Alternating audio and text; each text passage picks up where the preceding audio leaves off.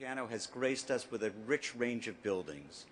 They share an elegance of concept and detail, and all have a strong sculptural quality and a deep appreciation for materials. They all clearly bear Renzo's distinctive touch, but they are all uniquely suited to the locale, the client, and the specific needs. Even managing scores of projects at a time, there's no assembly line feel. Each is a bespoke suit, ideally capturing the special requirements of that particular project. Whether the building be small and intimate like Menil, or monumental in scale like the Kansai Airport, the scale of the buildings is perfectly balanced and the structure perfectly conceived. Whether Renzo works in wood, the Cultural Center in New Caledonia, or lead, the nude auditoria in Rome, the buildings are surprisingly light and intimately connected to their environment. Moreover, one of the geniuses of Renzo's designs is that they remarkably stand the test of time. Although Beaubourg taught us to look at museums in a radically new light, the building is as fresh, engaging, and surprising as it was when it was built 30 years ago. Wonderful buildings don't spring full-born from even the most talented person's head. Architecture is a uniquely collaborative art, and Renzo is the consummate maestro, wielding his thick pencil with the deftness of a conductor.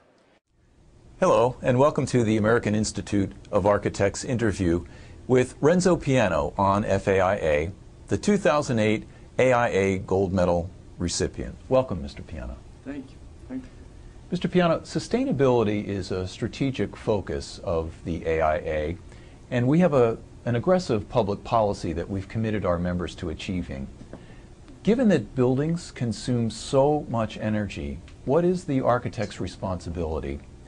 And is it your belief that good design is sustainable design, or should architects be doing something more? Well, to start with, I think we have a very, very big responsibility, of course. And in some funny way, we only came recently to the conclusion that Earth is fragile and the world is very vulnerable. And we knew that before, of course. Mm-hmm. It took some time to get metabolized, to become culture. Yes. Even making building more intelligent from energy point of view took some time. At the beginning, I remember, I was a young architect 40 years ago. Everything was a bit extreme, you know, people putting solar panel on the south facade, so people were living in the darkness because the solar panel were taking all the sun.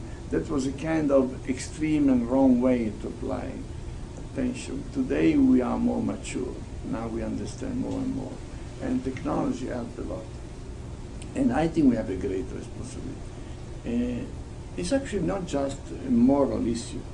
It's a moral issue, but it's also a creative issue. Because I think that this aspect, the climatic crisis and the world changing, this understanding that things are not so easy, today is probably the most inspiring element of the new century. I really believe so. You know, if you go back, the 19th century was probably inspired by new technology, steel, like construction. Just think about the Crystal Palace or the Kew Garden, greenhouses, you know, that kind of dream of lightness, new technology. Well, the 20th century, of course, with new technology, new machine, digital machine, of course, the big revolution of modern movement that clean up from Baroque and the decoration. But if you look for today, for the single most important inspiring element of the new century, 21st century, apart from a bit formalistic attitude that from time to time they come up and they disappear, happily enough. What is going, I guess, really to stay for a long, long time, because it's real, is this. Buildings should be more intelligent and less consuming. I think that what you have done for the California Academy of Science in San Francisco, of course, is a science museum, so it makes sense. Yes. But we use a living roof.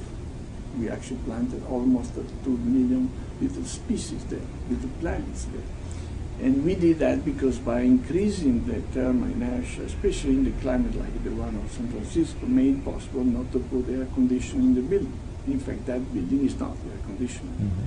In the same time, what I'm trying to say, this is not just a technically good, it's also environmentally good, but also creatively good. I think the buildings talk another language. That is a language that is closer to the one of nature. In some way, I'm trying to say, breathe with the nature.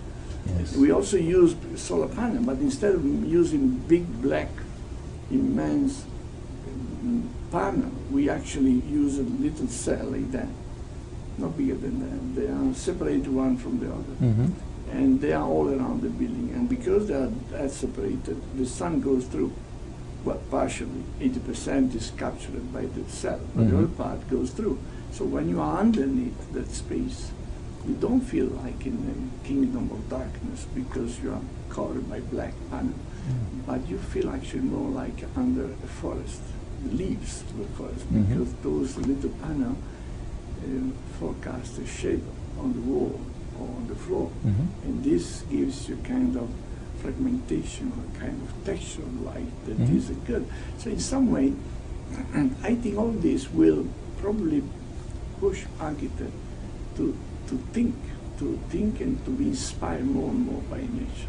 Well, you mentioned your Academy of Sciences project. It certainly has a strong sustainability ethic. But for other projects, how does the need to be sustainable drive decision making? And in your experience, is it difficult to bring clients along to support those decisions? It's more and more easy. It has been difficult for a long time. People didn't understand because the idea that energy was just a non-existing problem was a very eradicated concept. Now becomes more easy. Of course, as you understand, making a science museum, natural science museum, is more easy because then the client is by nature and by cultural preparation.